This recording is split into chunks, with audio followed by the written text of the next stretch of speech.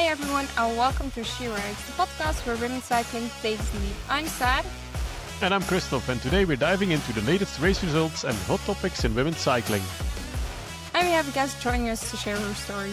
Let's get started. Ready? Hi everyone and welcome to episode 53 of She Rides. Yeah, what's to say about which week we're in? Not much. In between two cyclocross World Cups, we had some kind of funny cyclocross for non-cyclocrossers here in Belgium, with some of our She Rides guests doing very well, of course. And mainly that's it. So we just continue with interviewing interesting guests today with us. Hi, Erin.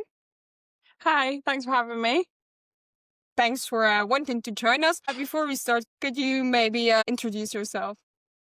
Yeah, so I'm Erin Boothman and I'm a road and track cyclist from the UK. I'm based in Scotland at the moment. And yeah, I'm starting with Jayco AlUla next year. Super nice. So, I would say you're still quite young. So can you maybe take us back to the moment you realized, I could maybe compete at an international level? Was there a specific race or moment? Yeah, I think it wasn't really until the second year of juniors when I realized that it could be a full-time career. I think when I was young, moving up and starting the international scene, I was always kind of there or thereabouts on the road and then doing quite well on the track. And then it wasn't really until the start of the year when we did the First Nations Cup and I won the high-end race. It kind of really opened my eyes to the fact that it could be a full-time career for me, and that, I kind of went from having my first year juniors, I wasn't super strong, and was doing my exams and focusing on school because I thought that's what I was going to have to do and go and do uni. And I did my exams and then focused a bit on the track at the end of the season.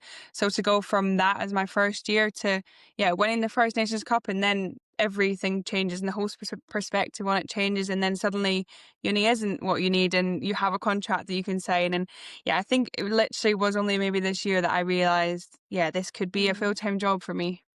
Yeah. So you realized it not very long ago, but since then you've been doing quite some impressive things. Is there one moment that stands out as the most emotionally overwhelming or satisfying for you? Yeah, I think for me, every win is super special, but when I won Ghent Wevelgem, I think it was such an iconic race, and the course, I remember wrecking the course the day before, and I said to my team DS, where I was like, I really like this course, it really suits me. And the Kemmelberg, the plan was to attack on the Kemmelberg and see how it shattered, and then it went down to two of us, and that was ideal for me. And I think finishing that race, and my team who I was with as a junior, Tafouti, had won it the past 2 years in advance. So the team went in trying to win again and keep that streak. So to pull it off, and my team kit, it was also actually my first win under my junior team on the road, international win. So it was super special. And the finish on the cobbles, that was probably the most special one for me. So nice. But you're not only been winning on the road, but also on the track. How does it difference in feeling between winning an individual event or winning a team event, like a team pursuit or a Madison? Yeah. I think the team pursuit is probably the one that feels the most like a team. I think on the Madison, there's two of you, but it still feels very much an individual. You're in the race by yourself. When you're in the race, actually racing, you're riding by yourself. But the team pursuit is always so team focused. You warm up together before you go on the track. You have your team talk before you go up, and then you do everything together. And when we won in Apeldoorn this year, we had all of our family there, and there's actually a really nice reel that was made by the UCI, and it's just the atmosphere of when you have four other girls around you that have also just experienced winning world championships. It's a feeling like no other, and genuinely it just makes it 10 times better, especially when the British girls, I think, now are known. We're all super close, and the GB community is super tight knit. So you're basically winning a world championships with some of your best friends, which is always super nice. And we're also here with a world record holder, actually. How much did it mean to the team and to you yourself? So we broke it the year before when I was in a first year in China, and I think when we broke that, it was such a shock, and we were all super excited. But last year, I think we were more, we thought it was more in reach. So last year we were going to get the world record, and we knew also where we were in China, the altitude helped us, and maybe it was more likely there. And then this year we weren't really, we weren't going all in for a world record. We just wanted to go and win. We wanted to do what we could, as much as we could to, win the European jersey or win the world's jersey. And then, Euros, we didn't qualify super quick, but we qualified quickest. And I think, in the final, we just had genuinely everything fell into the right place on the day and everything was perfect. And when we broke the world record, it was even nicer because it was such a shock to everyone, including my coach, including all four of us. Like, we were 5 seconds off it the ride before we did. And then to find 5 seconds, there's a really nice video of me and one of my teammates. And we look up at the board and it's disbelief. Like, it wasn't expected. So it was so special. And we literally we couldn't believe it at the time. Yeah, must have been so wonderful. But as you've mentioned already, like the year before wasn't as didn't win as well as this year went. What's one of the most valuable lessons you've taken from a year where the races like didn't always go how you wanted? Yeah, I think it's just like, if a race doesn't go so well, you turn up to the next one and you try and start with a fresh head. Like, I think it would be super easy to, if you have a run of bad races or if you're constantly struggling, it's super easy to start the next race with this head of, the last one wasn't good, it's going to be the same. I think it's just starting every race almost on a new slate, because especially for me, I learned like, all it takes is one good block of training and then suddenly you're a completely different rider. So I think it's just, every time you start a new race, you've got to go in it believing you can win, or believing, even if you don't think you can win, believing you're going to be better than you were in the race before. So I think it's just trying, every time you start a race, just trying to mentally be like, okay, it's a new race and you're going to be on the form you're on. Nothing's going to change how good you're going to be and the outcome of it, apart from yourself and what you're thinking about yourself. So I think it's just self-belief basically. And then something completely else actually. So in terms of results, you made a very big leap. Do you also feel the jump in media attention and expectations that come with? Yeah, definitely. I mean, I think, you suddenly have people that, like you want to go on podcasts, and people are, so I was on the STV news like a few weeks ago, and there is way more media, and actually I really have enjoyed doing a lot more, and it's something I'm quite interested in. So some of it's nice, and then sometimes like after a race, when someone shoves the microphone in your face, you're like, whoa, let me calm down, like give me a minute. But it's definitely been learning, and I think I've not had any media training, but I think the more and more I do, the more and more comfortable I am doing it. So I think, I'd just like to keep doing more, and I reckon over the next few years, it'll become more and more natural. But certainly at the start of this year, it was like, whoa, and I have to speak in front of a microphone, and I don't really mind it. That's good. Don't take too much media training, Erin, because you can be more natural than you are when you're junior. Without media training, trust me. So let's take you to the big jump. Your jump to AlUla Jayco. What were the deciding factors to join the team? Because I can imagine after the year you had as a junior, well, they were probably throwing contracts at you, and I think you could pick at least a couple of World Tour teams. So what did you choose for this team? So lots of World Tour teams offer nice development pathways, but for me, this one really, like, to me and myself and my agent, it really jumped out as the team that was going to look after me the most, the team that we trusted that everything they say they were actually going to deliver with, and they weren't just going to tell me, So for me, obviously, I wanted to be able to ride track and at the same time as being a full-time road rider. So we trusted enough that they were going to actually go forward with saying, you can ride track, and not just when I got on the team be like, actually, no, you can't do this, you can't do that. So that was a big thing.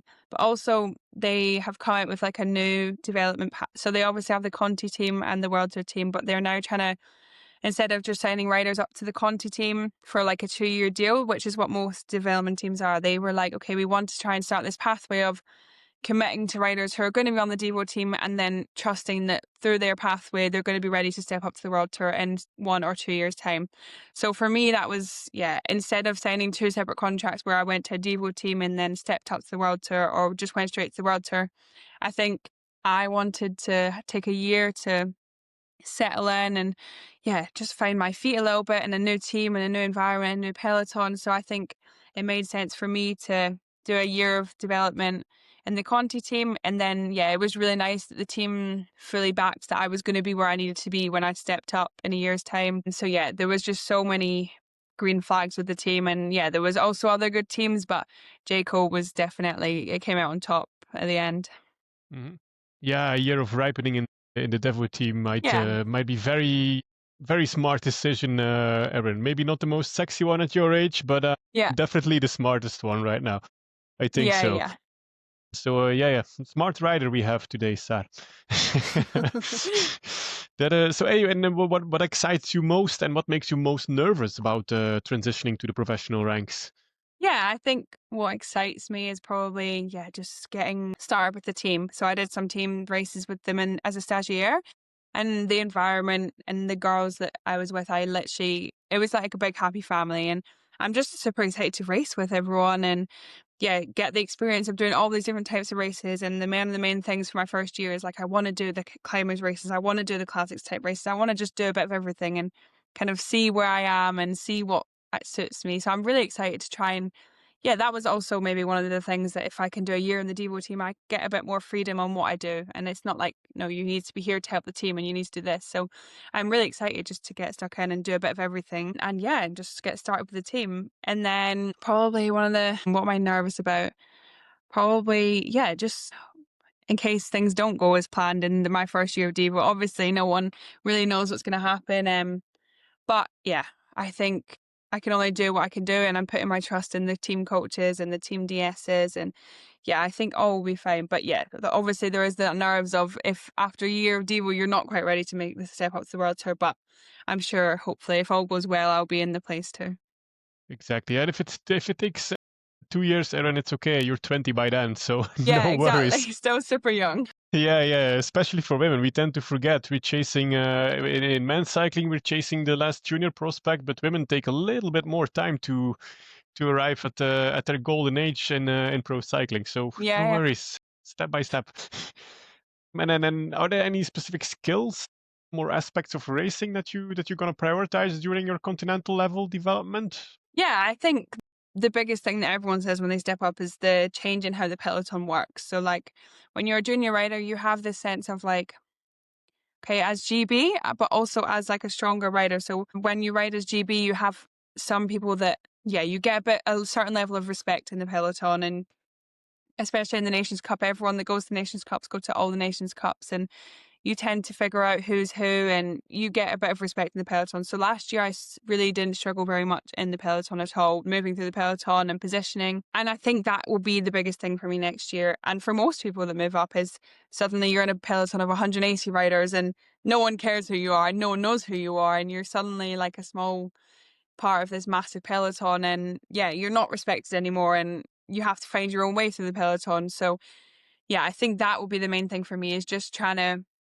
get into the new environment of the big peloton and just trying to work with the team and try and do my role as best as I can for the team. And maybe hopefully in the Devo team I'll get some chances to lead some races as well, which will be really nice. Mm-hmm. Yeah. And what do you anticipate to be the biggest difference when racing against elite senior riders? Yeah, so the first race I did with the team was Kreisbiez, and I just couldn't believe the sheer speed that the peloton was moving at. Like, there's no sitting in the wheels in the peloton anymore. Like, if you're on the wheels, you're pedaling. You're still pushing the pedals super hard. So I think that is one I've already experienced of like the whole level is just another level. And it was after my first race, it was actually unbelievable how strong some of the females were and like. It's just the whole level of cycling is going up and up and up year by year. And I think it's only going to get worse and worse, especially for female cycling. It just gets stronger and stronger and stronger and the peloton gets quicker and quicker and quicker. So I think that'll be one of the biggest changes and shocks to the system. But also I think, yeah, there'll be positives as well. And like, it'll be nice now I have the support from the team and the support from all the girls. So yeah, there's both sides. Mhm. Yeah, and Chris Bryce as a first experience on the highest level. Yeah. Yeah, it was a pretty Yeah, hard one. you picked one. Yeah, definitely thrown in the deep end. And then do you have what professional riders do you look up to?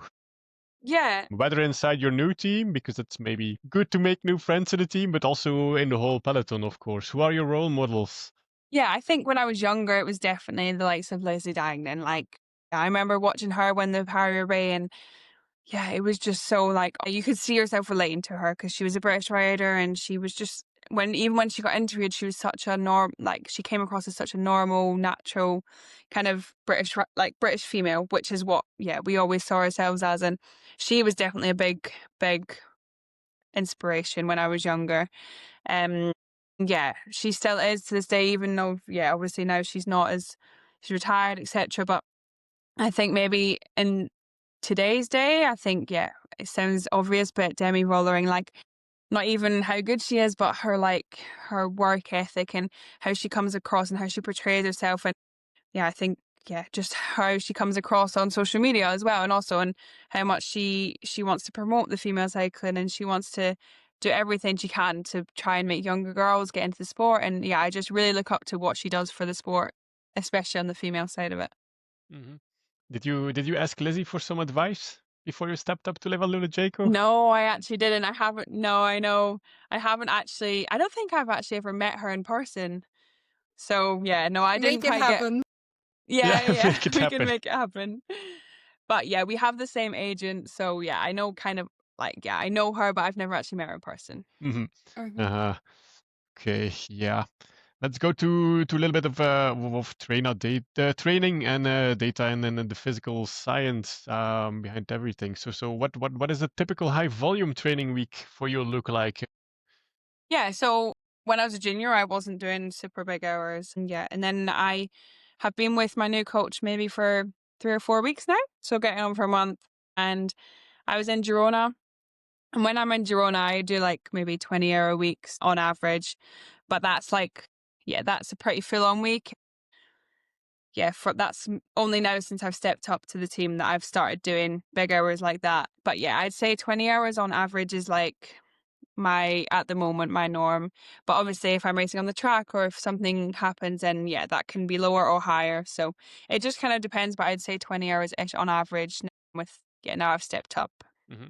Yeah, yeah. To our young girls, to our U19 girls listening maybe to the podcast, now that she stepped up, she's only moving to 20 hours a week. That's a very important detail. Yeah, no, definitely. When I was a junior, I was doing nowhere near that. So Good.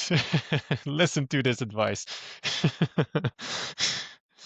Good. And what is the one non-negotiable part of your weekly training routine, Erin? Like.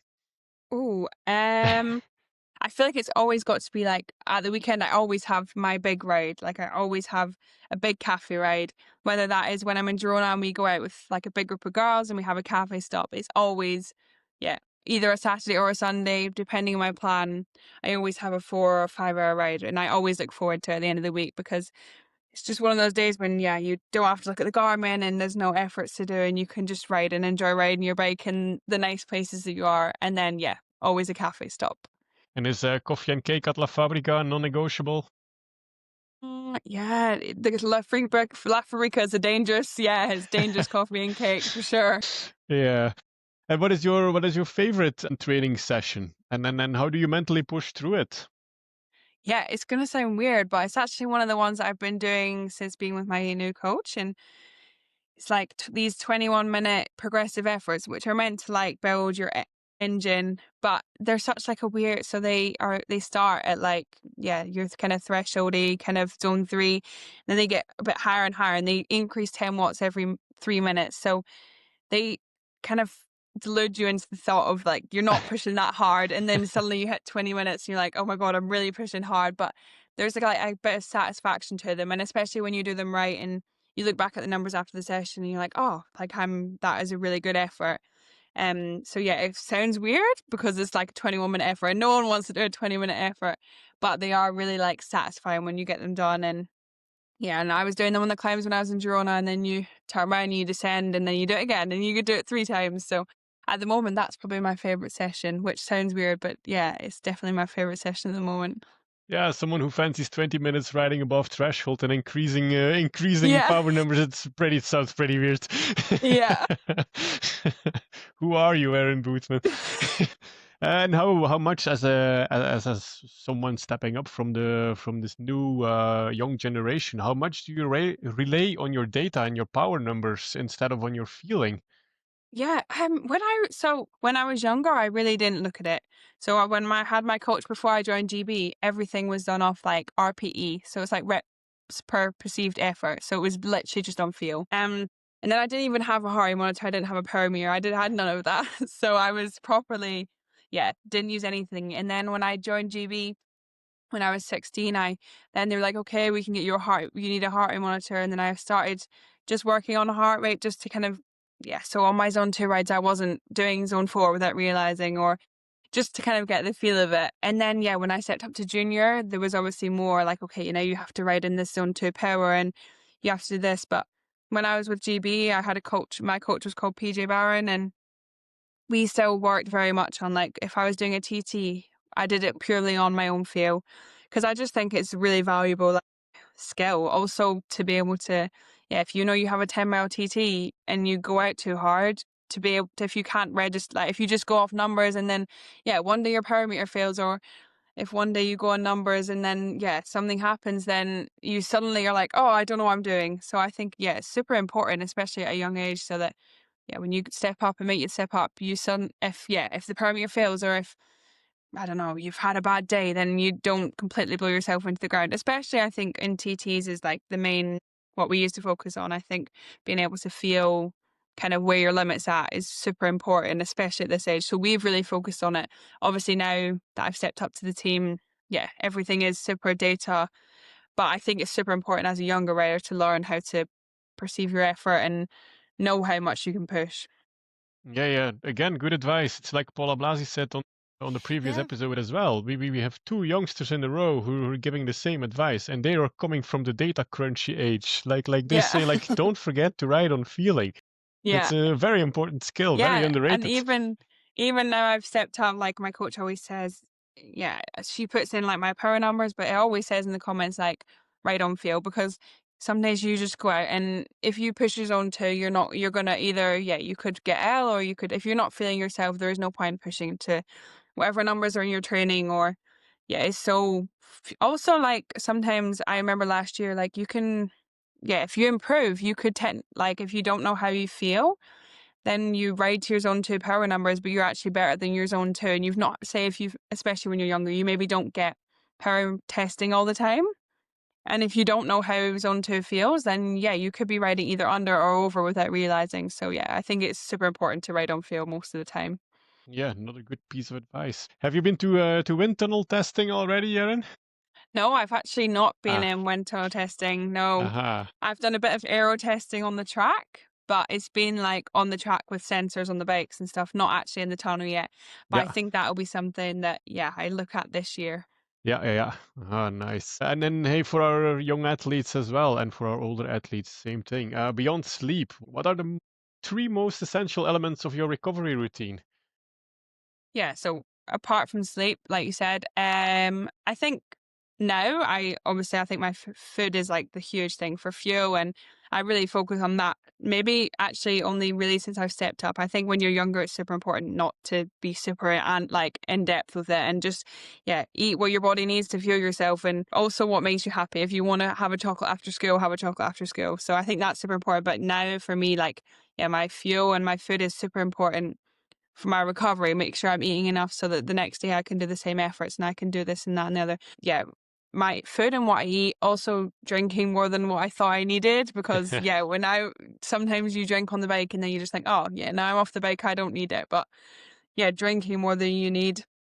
And also yeah, for me, just doing like other things that aren't cycling. So like, yeah, taking your mind away from cycling sometimes and not always being super easy to just do your training and do your eating and do your training peaks and do emails and do all this. But I think sometimes having time to, yeah, go out on a walk with your mom or go and do like little things just to kind of get your mind away from it is super important for mentally recovery, but also I think it helps physically. And then you maybe sleep better if you've been out for a walk or, yeah, I just think doing something that's not cycling is super important as well. Mm-hmm.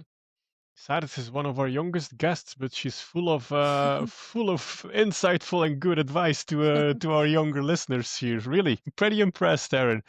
So just to repeat, like what you already said, like what is your overall philosophy on race day and training nutrition?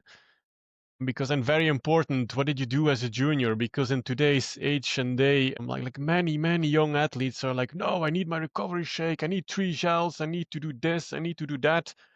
Yeah. How do Yeah. you look So, at it?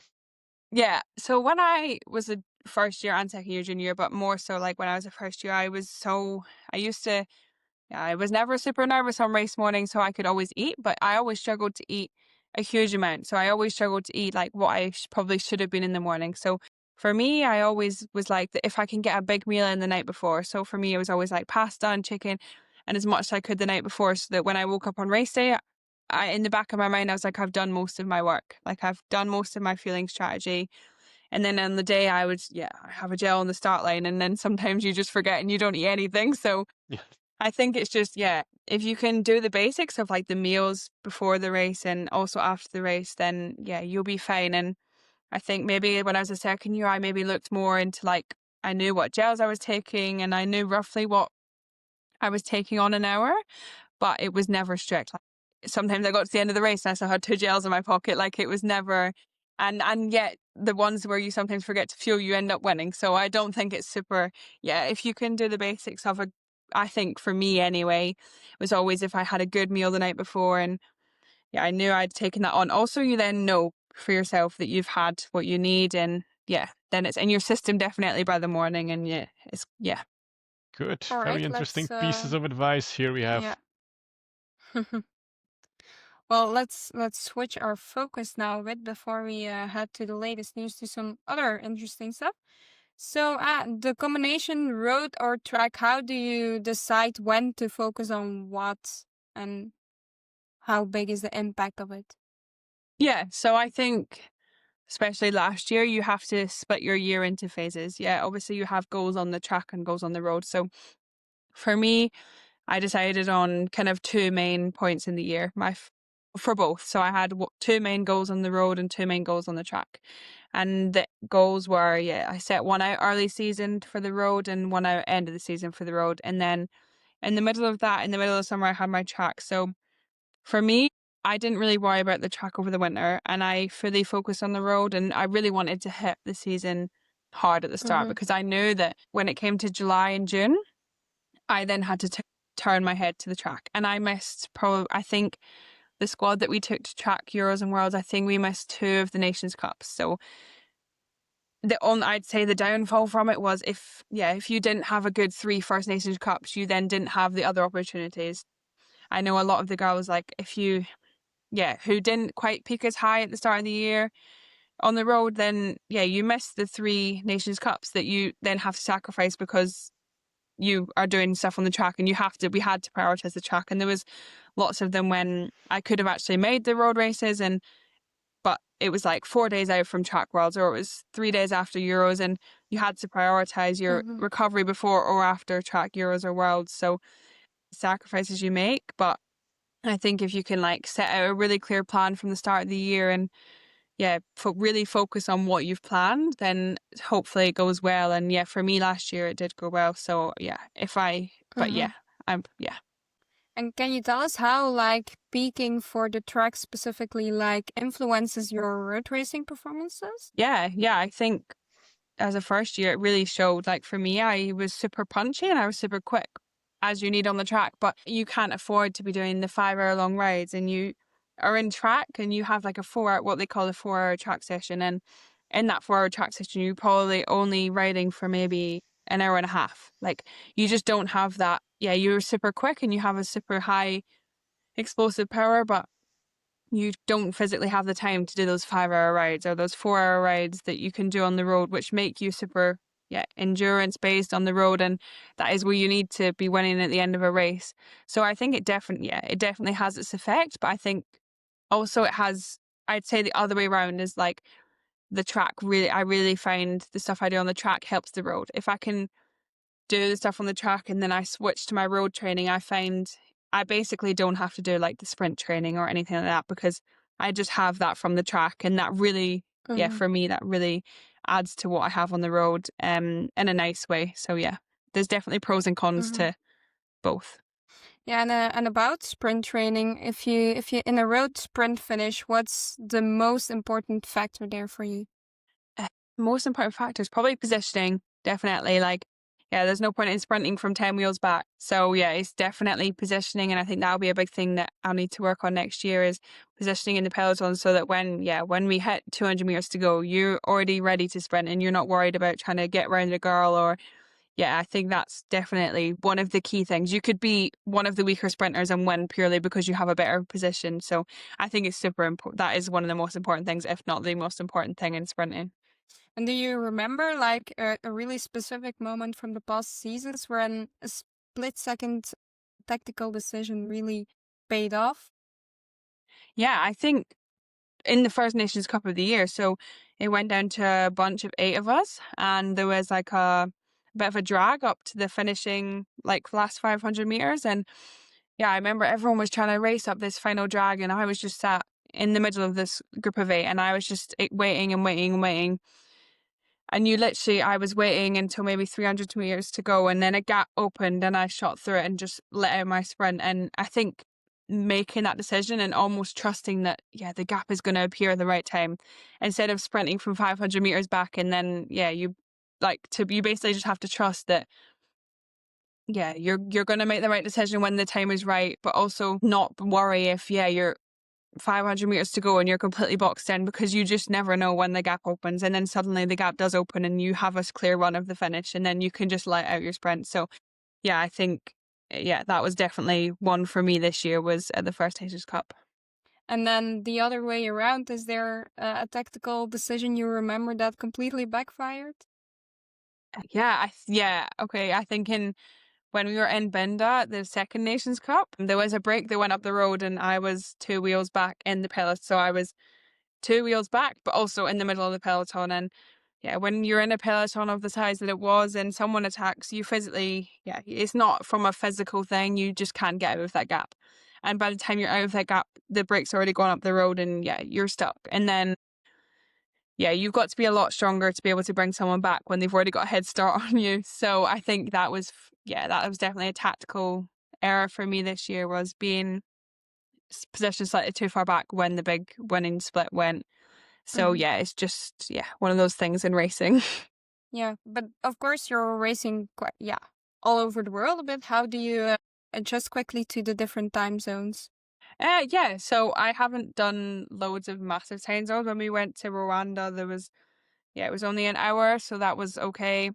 And when I went to China, I think that was the biggest one I've done. So when we went to China as a first year junior, I remember we arrived in the morning and we hadn't slept. Like, we had been we had slept a little bit on the flight, but it was like bedtime at home, and we had just arrived and it was like 8 in the morning, and we were like, oh, we have to try and stay awake. And some athletes were like, no, we have to prioritize sleep, and we just go to sleep, and then we could wake up. But I think for us as a team and our coach, we decided that we had to try and get our bodies back on the time system. So we actually got ourselves up and we went to track, and we tried to hold off sleeping. And then the first day when we were there, it was like 4 days out from competition and we were super tired, and there's actually videos of us all falling asleep on the bus on the way home from track. But we basically tried to just hold off and try and get your body on the time zone as quickly as possible, because even though we lacked a little bit of sleep, then it meant that 4 days out from competition we were already falling asleep at it was early, it was like 6 o'clock, but we were falling asleep roughly on the time zone, instead of you sleep through the day and then you wake up at 2 in the morning or whatever. So I think the biggest thing for us was just trying to get our bodies on the time zone as quickly as possible and as far out from competition as possible. Well, that was interesting. We're staying in the same time zone for all this week's action. Woo! So we're starting out in Flamanville. 2 reasons to be excited beforehand. No Isindabram, so maybe an exciting race. And second one, no paywall. I was ready for the action. Good thing for Annick van Alphen, bad thing for us because she was just crazy strong. She had, I think, the best start. She was away with Fukuna and Leonie Bentveld. The other ones were a bit behind. Then they stayed in front for the first lap. And in the second lap, Annick van Alphen just rode away and they never saw her back. It wasn't super exciting anymore after that. But some good news was Alvarado is back after the knee injury. She immediately became third, which is, I think, could be promising for the next few races, or at least the Christmas period. Fukuna in her own country on 2, also quite nice. And then we had Van Geren for Bentveld. Fell back a bit to 5. And then Van Anrooy, again, pretty impressive. Race from behind, ending 6th. And then completing it top 10. Norbert Rubro, Clozel, Bakker, and Vermoers. So not the most exciting race, sadly. We also had like a fun race organized by Tombone. There was also a women elite category with 3 charades riders at the start. Let's just say they probably better stay at road cycling, but it was pretty cool to watch. We have another World Cup, this time Taralba in Italy. It's partly on the beach. Last year there were some struggles around the cyclocross, but if everything goes to plan, there will be a race this weekend. So since I completely lost track of predictions, the 1-5-10 prediction, I suggest we just do it again. Is it like a Formula One circuit in Italy, like completely dry, light sand, very quick? Good question. A good I know question, there's... which answers my question immediately. I know there's sand, and for that, it will be a nice surprise. Okay. But I don't know if you want to start. I can start as well. I don't mind. So, you can choose, since I just decided it would happen and you were not very much agreeing.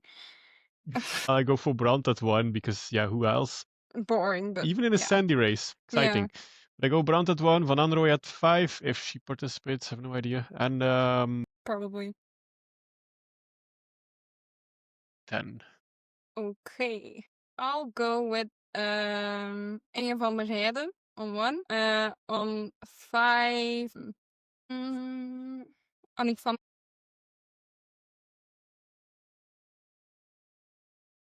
I fear I'm gonna have to sit out of this one. I fear I don't know enough. You're gonna sit this one out. Yeah. Okay. But no worries at all, because there's more prediction. I'm the only one excited, I think, about predictions this About early. the predictions, yeah, you threw us under the bus before this episode started. Come on. Hey, Giro, we're already gonna do predictions. We're not gonna do we're not gonna do a deep dive, but we're just like gonna go over the parkour, and we can just like do a little prediction. But you know, when you do it right here, it's super cool afterwards if it really comes out, and then you can just say like, I'm so good at predicting. So Yeah, I that's did that in how December. that's how most of my predictions actually come true, by predicting so long beforehand, because when it comes close, it just doesn't happen anymore. So we'll start with the first stage. It's all pretty much in the north. It's not very much in the south. But we start with a very easy sprint stage. Not much to say about it. Marina Wiebes. If she participates, I go for Cossoni. There you go. Yeah, why wouldn't she Yes. participate? I think 1, 2, 3 stages at least that should be doable for her. So why shouldn't Wiebes part? Consoni on 1. Consoni in pink. Start manifesting. that- Yeah, that would be super cool. Now, for once, I go for the cool predictions, Saar. You can Good be boring job. today. Well, the second stage, according to the Jura organization, it gets 2 stars instead of 1. So it should be a little bit harder than the day before. But a little bit is also just because there's a 4th category climb in there. But it's like before the middle of the race. So Oh. shouldn't be... Okay. So it shouldn't be too much of a problem for the sprinters there. Yeah. it all depends. If Phoebus is going, then yeah, Phoebus again. She's won all maybe. 3 probably. We can just write that down. Yeah. But otherwise, yeah, maybe Balsamo. We can just like give it to the Italian sprinters. Would also be Yeah, cool. we continue the Italian streak. Let's go, Bali. I'm not confident, but yeah. Me neither, but hey, if it comes out, then well, we have something to brag about in June, so Yeah, it's true. nice. Well, for the third stage, it gets 3 starts, and I'll just cite the organization of the start, then increasingly rolling with several steep ramps before and within the 36-kilometer finishing circuit, covered once. The last climb comes 18 kilometers from the line, and those 18 kilometers are far from flat. It's a Vuelta stage then. Flat but not flat. And just like, how hard can it be to find the profile again? Okay. Like, I would say on the profile, it doesn't look as exciting as the description does, but It's all about the but marketing. maybe it actually is. If it's Spanish flat in Italy, then it could be very cool. So we'll see how actually not flat that final is. Yeah, all depends a bit on who's racing. I think, I don't know, if this is still Vida's territory or not. No, not 3 in a row. But depends who's racing, right? If Exactly. Maybe a breakaway s- stage as well, you never know. Yeah, I'm always pro breakaway. Yeah. Breakaway. Okay, drop a name for the breakaway. She's never gonna want to come back anymore after this. No. Can we go back to make it a sprint stage, Saar? Forget the breakaway. Let me think. Breakaway. Maybe we should just go take a She Rides pick then. Who's gonna do Giro? Let's see Margot van Pachtenbeek. I already predicted her as a Tour de France stage winner as well. But you know, if she rides a Giro, also a possibility. From Little Track. Protected. Maybe a bit too heavy for Balsamo, so they need to put someone in the break. Perfect. Someone Let's else go wanna British. drop a If name? Kat Ferguson rides Giro, she's gonna win this one. I was going to say Imogen as well. Also, Oh, yeah, that would be nice too. loves a That's breakaway. triple She will Rides. win All it. good, all good. Oh, Yeah. exciting! Told you fourth- so. Yeah. Potential here in this stage. Yeah. Yeah, maybe we have to speak to Can Imogen and say, get in the breakaway, so we can be right. Make a breakaway of 3. Come on, do it. Yeah. Well, the fourth stage might be my favorite one. Already sorry to the riders who are actually racing this. My favorite one to watch. It's a pretty rough climbing time trial. First thing was when I saw time trial, I was like the Gigante potential. I was like, oh, it's gonna depend on this one. And then I was like, oh, wait, climbing time trial. So excitement was going through the roof, and it's really climbing. Like, it's not a climb with a stupid downhill. I started a hate club to downhill racing, by the way. Does it Since look like road bike level climbing, or still maybe TC bike? I think Yeah, what's the slope? road. Yeah, it's interesting. But there's a zone, like the most pink zone is indicated as like, trying to read this. It's like, I think 4 kilometers, 10.3%. So that's quite heavy. Max of 14%. The first part is like, the first 5 kilometers is not very hard, but then after that it goes.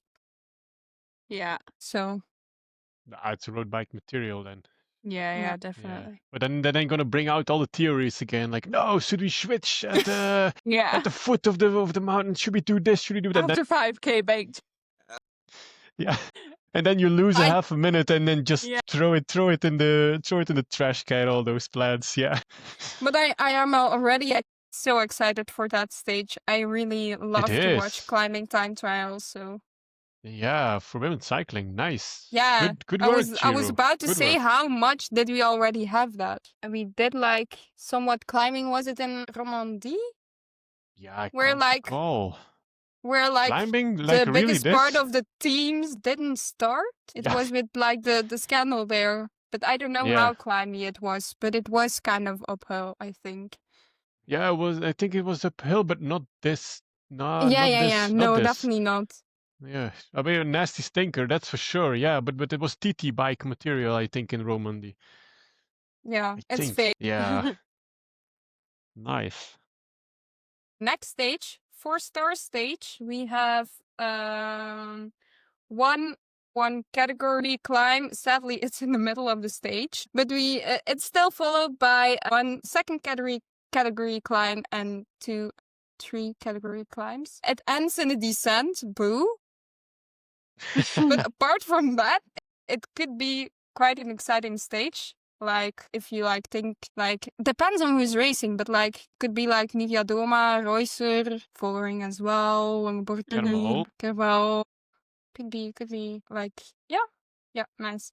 Then sprint again, a 1-star. So it's really completely flat. So yeah, Balsamo time depends. again. Or again from Consoni, or do we have a name that is No, even more Consoni had the pink surprising? jersey. Yeah, 2 stages okay. for Balsamo and one plus pink for Consoni. Okay. Don't be too That's greedy. okay. You heard it Second stage, first. third category. This one does make a bit more sense. It's not just in the middle of the stage, 2 climbs. It's to the end, but not at the end. So you hear me coming again. A downhill finish. Why?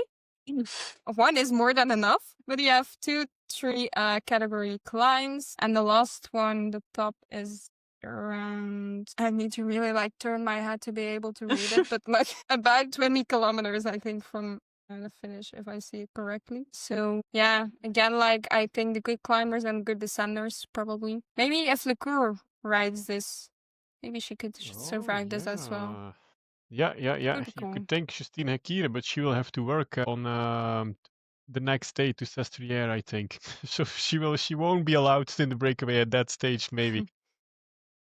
Yeah, will be could also be exciting or not. We'll see, because the day after it's gonna be super heavy, next level heavy. So I'm not doing it. Yeah, They me are neither. doing Erin maybe, but we definitely me won't. neither. So they're doing the finesse, which is crazy. 18 kilometers, super steep. And if you thought okay, that's it, enough climbing for today, no, it's not. Then they do the descent, and then they have another one. It's a third category, Sestriere, and it's an uphill finish. Crazy heavy stage, I think. Pretty much unseen. Nice. We've had the first quote. Isn't this too heavy for women's cycling already? I feel bad about opening that site, but no. So did they copy paste that sentence somewhere from some old file on their computer from back in the days? Oh yeah, we need this. It's a mountain finish. Is this not too heavy? Yeah.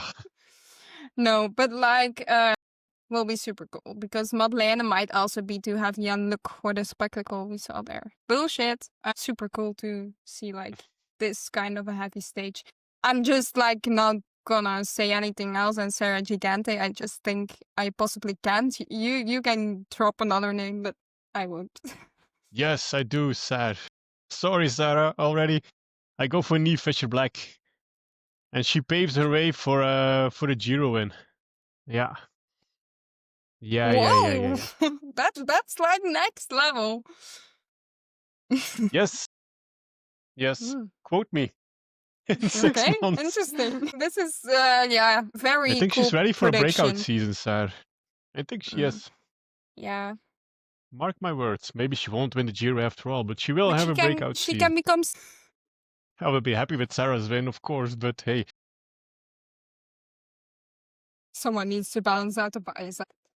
And then the last stage, for those who were not tired after all of this, there's also a 4-star stage waiting. So unless you're going for the sprinter's jersey, I don't really see a lot of sprinters, or at least the need to finish this one. So final stage, again, before the middle of the stage, you have a first category climb, then a third, so typical and then Giro.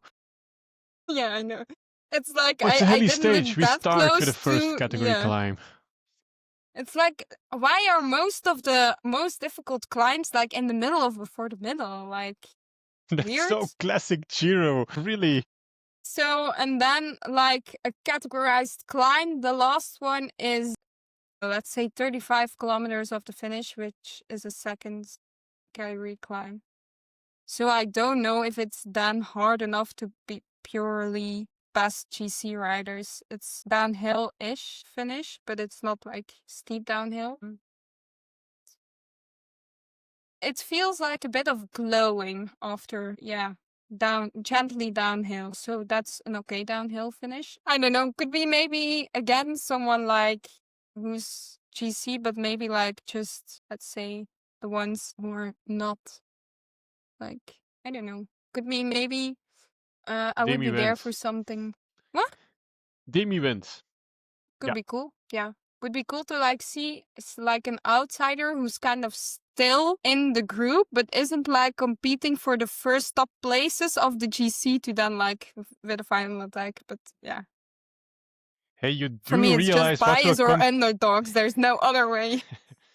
You do realize what will come to haunt us when the Giro ends, Saar. You do realize that, right? Huh? You never ever even mentioned Longo Borghini.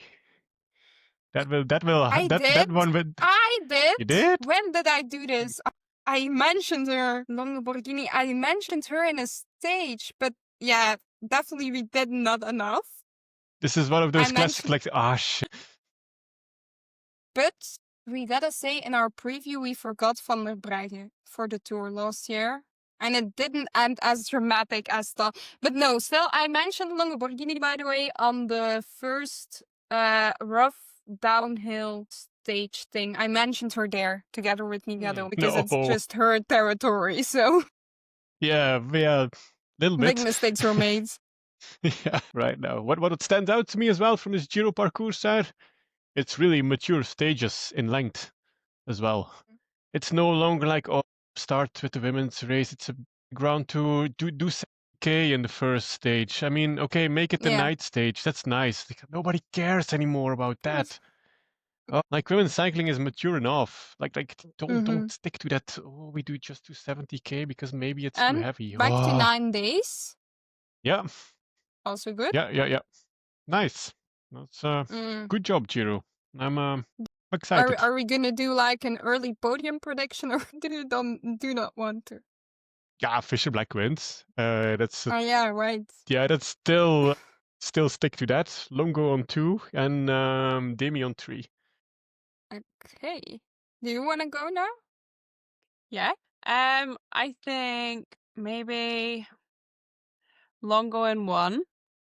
And then I'm going to say something controversial, but Marlon, I think, is going to, be super. Nice. I think she will want to do well there.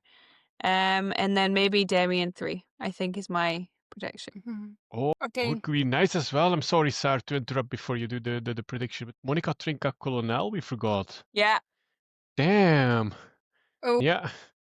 That one might haunt us. It's like the one big Italian Grand Tour, and we're just like completely skipping Italians. Barbara Malcotti, we also forgot. Yeah. We're doing. Yeah, lousy job. We just brag when we have something right, and all the rest people forget when it comes June. So no worries about it. We just pretend we never predicted it. Well, I'm just like in my head, I'm making like the balance, climbing, descent to like see where on the podium, because skipping Sarah for the podium was not the way to go. But on what position? I'm just gonna say Lamborghini is gonna do it again before Gigante, but she's gonna win the Queen stage. And then on 3, I don't feel like it's bold enough, but on 3, let's go with... Nah, I'll just keep it boring. Reuser. So yeah, that was the Giro. We will see in a couple of months how it turns out. Still, I'm like not sure if it was the right calendar movement, but... No, let's not start again. We had this already. But for the Giro, it will be probably not bad. But what is gonna happen with the Vuelta? That's straight after the classics. Because are we gonna see like, if you take for example, you have the Lamborghini example, who starts doing well like at the AlUla, but says she skips that and then does the Tour of Flanders, Amstel, Liège, everything in between. And then, okay, then you just can't do en Vuelta and Giro because that's fucking crazy. So I think for the Yeah. Giro, it's a good case, but I'm like, who's gonna do the Vuelta? Demi will probably do Vuelta. I think she I just know likes. Giro. Yeah. I just think she like. There goes my prediction already. Stupid calendar. All right, we Yeah. will see. We will judge afterwards if it was the right decision or not. Yeah, or stay quiet about our predictions in the end. So yeah, just do some new Smart. ones just before Giro. Then we have two chances of bragging rights. That's cool. Yeah, sure. Let's go back to our guests, Saar, Yeah. or do we have something else? No, again, No, a that's week it. with no latest news turned out in a lot of Okay. latest news, so it's time to get back to business. Yeah. Then we invite smart and interesting guests. So that's also nice. Erin, well, I think that problem is now solved because you signed for Live AlUla Jayco. But how do you usually cope with training through the challenging Scottish winter weather? Yeah, it's super hard. Like, Yeah. it's raining all the time and it's always super cold. And yeah, when I was at okay, now I have the option I can go to Spain because I'm Yeah. free and yeah.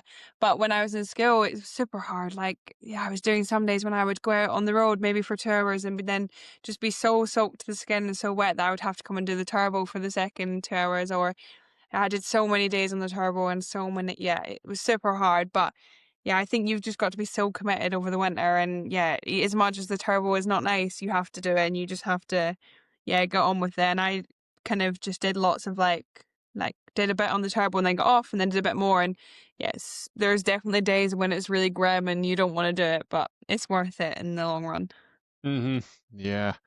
And I'm not sure if you will participate, but what would it mean for you to compete in the Commonwealth Games on home soil in 2026? I mean, for Yeah. us, it's like Commonwealth Games. It's like, yeah, what is this? But I think it's a big deal Yeah. for you guys. Yeah, no, definitely. It's like one of my big goals for next year on the track. And I'm at the moment trying to qualify for it. So we have like a set out kind of things you've got to hit or times you've got to hit. So at the moment I'm kind of trying to tick them off.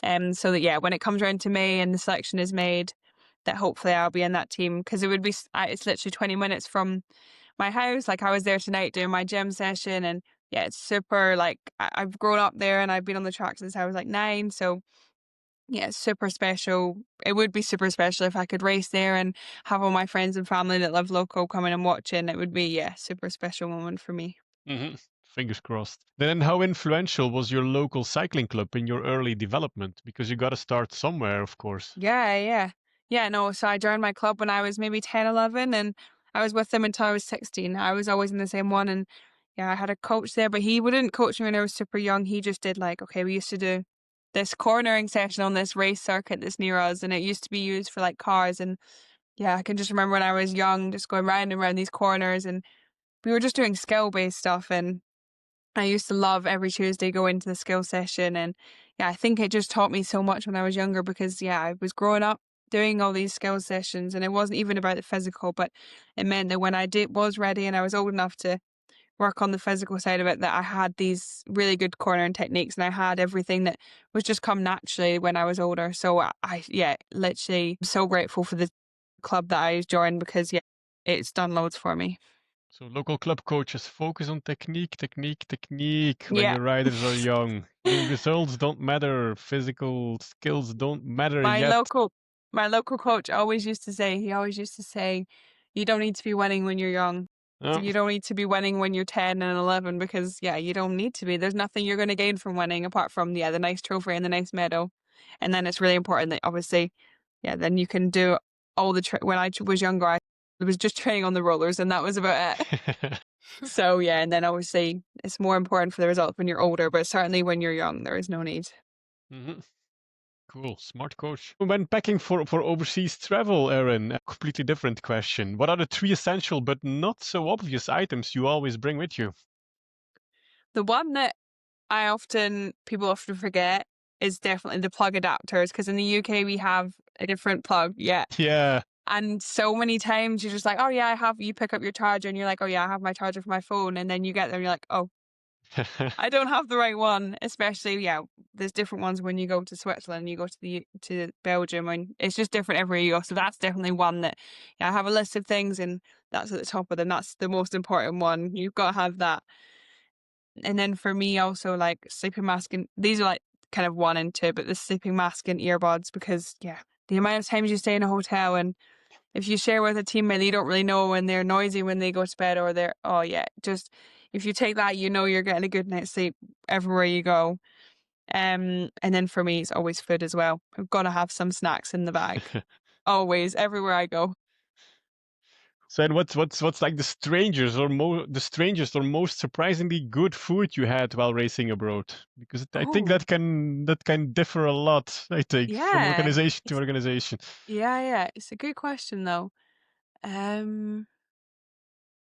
Okay, when I went to Italy with the team, I did like when I first went to do the first few races with them, we then did a week like training out there. And I remember there was this thing in the breakfast box that I think is actually Australian. And it was like Vegemite. Do you know what that is? No, Oh, it's enlighten like, us. do you know Marmite? Yeah. Yeah, so it's like Vegemite. It's called Vegemite, and all the girls were like, "Oh, you have to try this. You have to try this." The Aussies always have it in the box, and I put it on this bit of rice cake, and I was like, "This smells like it's going to be disgusting. Like, there's no way I'm going to like this." And then I tried it, and it was actually super nice. So Mm. yeah, I mean, in small doses, really nice. But that was one of the weird things that I was like, "Should I be trying this?" And then it was actually okay. Okay. And what is the least glamorous or most grueling part of being a top level athlete that most people never see? Because they see Instagram, they see television, it's like, woohoo, this is fun, but I think it's not always so glamorous.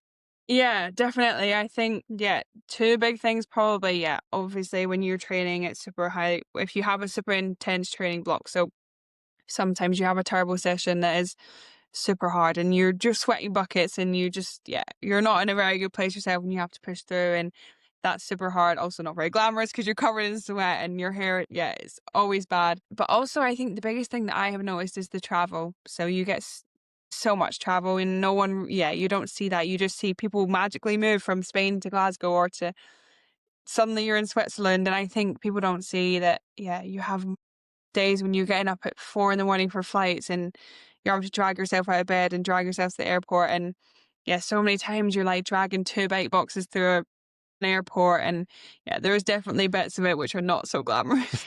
Yeah. But I think it's all part of it. And it's just one of those things that you have to do. Yeah, when you see the track riders arriving at the airport, it's sometimes like they're packed like a mule every Yeah. time again. It's like, Yeah. oh.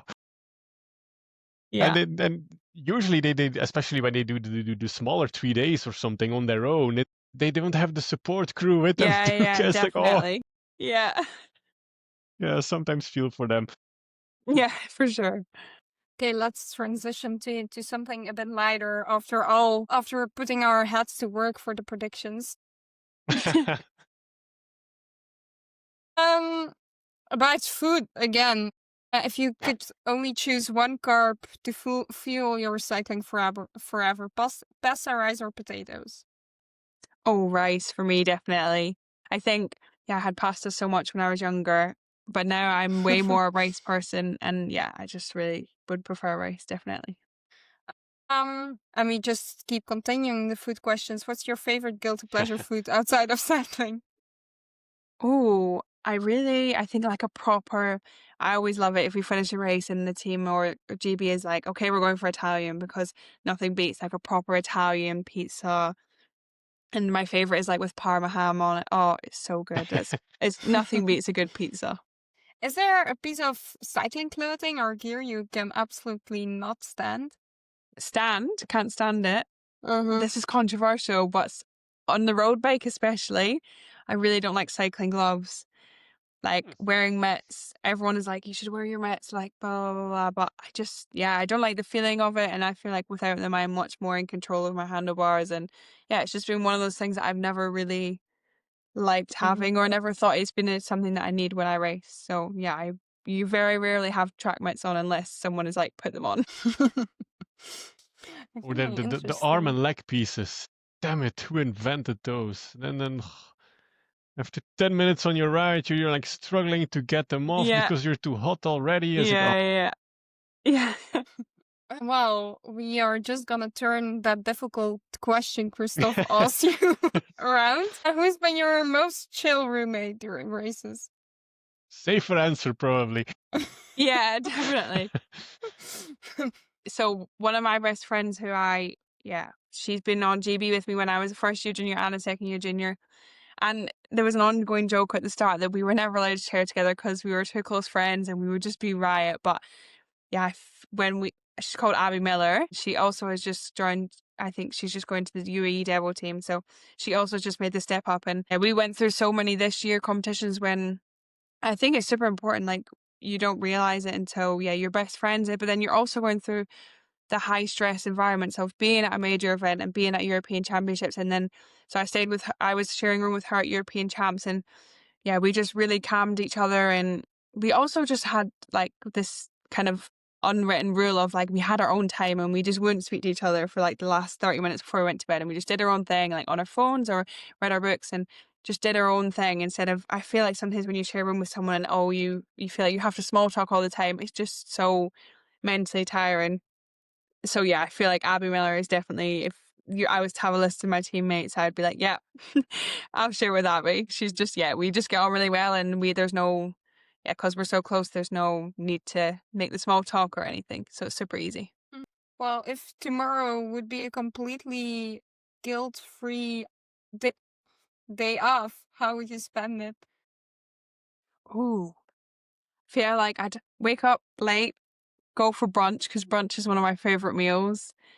I love like going out for avocado and eggs on toast. It's one of my favorites. I mean, it's not super guilty pleasure, but it's one of my favorite meals of the day is brunch. And then you'd have to probably like a little spa day in the afternoon, go and just relax and do nothing.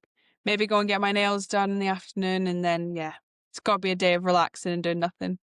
Sounds good. And then this is another one. If cycling success meant you would earn a superhero power, which one would you choose? Ooh. Maybe teleportation, probably. Would have That's to be. unfair. Yeah. I feel like you'd have to. You could just click a finger and you'd be at the top of a clone. Bye. Like you would be. It's gotta be. I don't know how many funny or awkward podium moments you've had, but is there something you can recall that was very funny or awkward during a podium ceremony? Okay, maybe not funny, but it was quite awkward. So at the British Championships this year, the week before we'd been at European Championships, and me and Abby had won the European Champs in the Madison. So for the race, obviously you have to ride in the European Championships if you're both in the European Championships jerseys. And we both had been at Watersley Nations Cup the week before, and we were super tired, and we had to wear this jersey, even though, we were both we knew it wasn't, maybe we weren't necessarily going to win it. And then we went up on the track and we didn't win, and we came second. So we were like, oh, okay.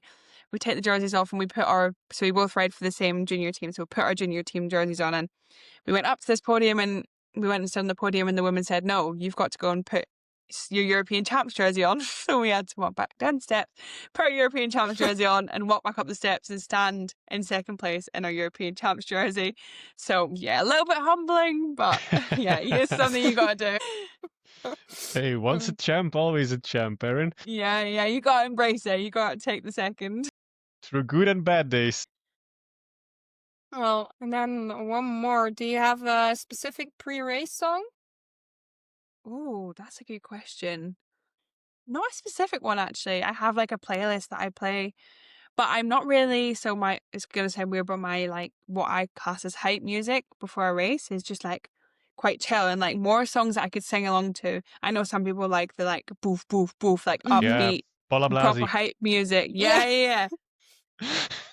But I'm much more like I want to be able to sing along in my head, like in my own little world, and just kind of take away from it all. So anything I could sing along to is on my playlist for before a race. You have an example? Because since Paula Blasi crazy pre-race song, I'm gonna start putting them as our Instagram post songs.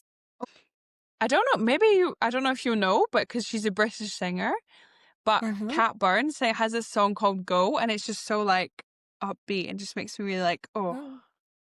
I don't And know it. I'm also, already actually, curious. maybe a better one.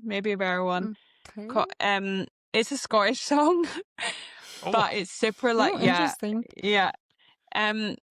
Jerry Cinnamon sings a song called Canter, and every time I hear it, it just reminds me of like, it's like on everyone's Scottish weddings, and it's just super, makes me really happy. So that's also a big one. Okay. Cool. That I'm might be the best excited fit. to discover them. You should really check out the song on Paula Blasi's.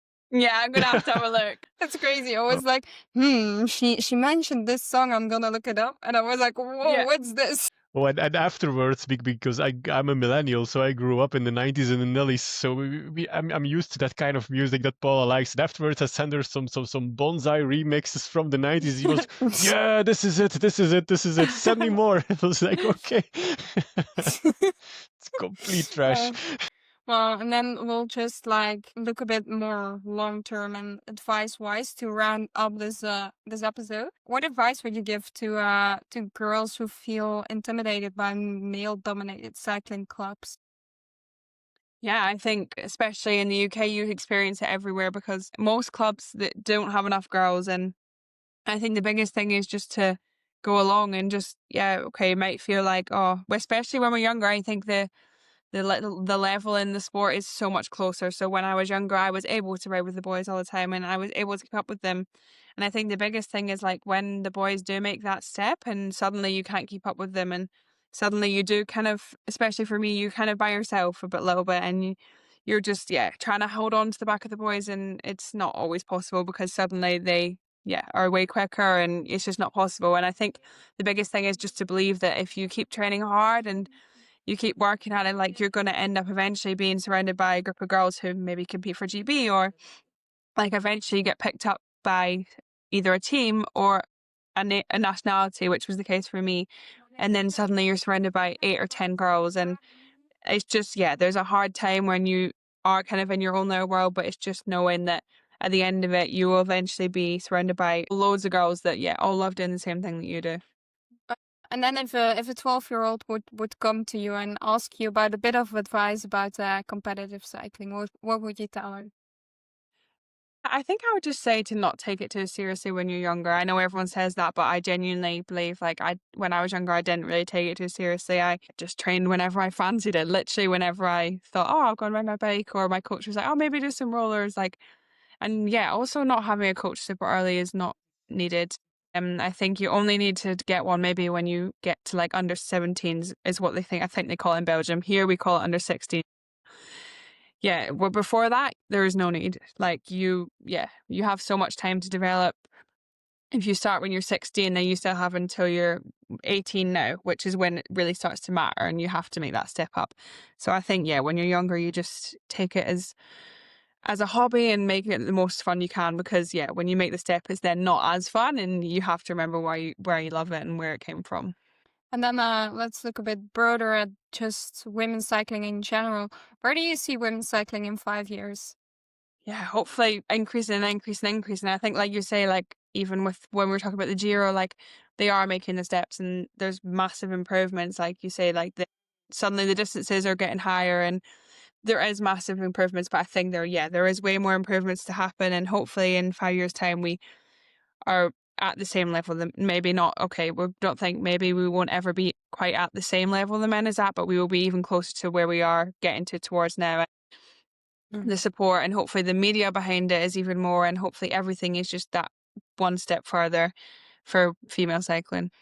And what changes would you personally like to see in like media coverage, prize money, or something else? Yeah. So one thing, like for me, like I noticed this weekend when I was racing in Geneva. So normally we're used to the men are always have more prize money than the females, and we were like, maybe the men have double the amount or whatever it is. But this weekend when we went to Geneva, the prize money was the same for men and female on their website, which is always super. When you see that, it's just super nice. You're like, okay, the girls are working just as hard as the boys are. Why should the boys be paid more? Especially, at the Tour de France, it's going to always be like that, I think. Like, there's no doubt about it. But at the level we're at as juniors, and even at the lower level races as elite athletes, why should the men be paid more when the females are working just as hard? So I think it is nice that we're seeing more of that, but I think that is the level I think it's at the lower level when it's really crucial that the females are, even if it's not just pay, but the media and the pay is the same as the men's, because that's when the females are staying in the sport, and that's kind of the most important bit to keep them in the sport. Yeah, when you have a 4K team pursuit, whether you're a man or a woman, I mean, why would you be paid differently? Yeah, exactly. I mean, I could understand Tour de France winner with sure. women. It's just an event of 8-9 days compared to 3 weeks. Okay, I can understand, and then the media coverage and yada yada yada. But I don't think women's cycling is striving for that. They do not want to copy paste one-on-one what the men do. But like in track cycling, you have the same distances, same events. So why different pay? Exactly. That's kind of ridiculous and completely old-fashioned, I think. Yeah, we need to get rid of that at least. Yeah, to definitely. start with. And then one to wrap this episode up. Again, in 5 years, if you could write the headline of your season, what would it say? Oh, I've always, whenever someone asks me this, I always say, like, one of the classics races. I think I've not quite decided where I'm going to be in, however I'm in 5 years, or what type of rider I'm going to be. But I think I see myself as a classics type rider. And I think the Paris-Roubaix, with it finishing on a velodrome, for me would be so like iconic, because it's mixing both my worlds into one. And I think a few years ago when Lotte Kopecky won, and it was like the group of 5 of them, we really saw that like she knew how to win that sprint, because she knew how to ride a velodrome, and she did. You could tell from the way she sprinted and when she timed her sprint that she used the velodrome to her advantage. And I think for me that would be so special to go. And people always say, oh, do you want to go as an individual rider? I would love to arrive in that velodrome with like a group of 5 or a group of like a narrowed down group, and be able to finish it almost like a track race would be so special. She likes to gamble. Yeah. Thank you, Erin. Thank you so much for having me. For only being 18 years old and then just come looking at the big scene. You're full of great advice, and then the way you handle your career and the way you look at cycling so far. Hats off, Erin. Stay this way. Thank you. You'll keep progressing like you do. It's a healthy pathway. It's good advice to maybe young listeners. So and thank you so much for having me as well. Really enjoyed it. Yeah, good luck in 2026 with Live AlUla Jayco. Thank you. I always think it's so difficult. Live AlUla Jayco. Yeah. Well, that's a wrap for episode 53 of She Rides. Thanks for joining us. I hope you enjoy your ride. Absolutely. Women's cycling is packed with action, and we're here to bring you every twist and turn. Be sure to subscribe on Spotify, Amazon Music, Apple Podcasts, or YouTube so you don't miss upcoming episodes. And if you like today's show, a rating, like, or comment really helps us reach more listeners. Follow us on Blue Sky and Instagram for behind-the-scenes updates and more. Thanks to Erin for joining us today, and don't hesitate to share questions or topics you'd like us to cover. Stay tuned for more exciting guests. Check She Rides podcast on Blue Sky, and She Rides is powered by KDM Endurance Coaching. Thanks for listening to She Rides, where women's cycling takes the lead. Keep watching the fun, and we'll catch you in the next one. Bye. Bye-bye.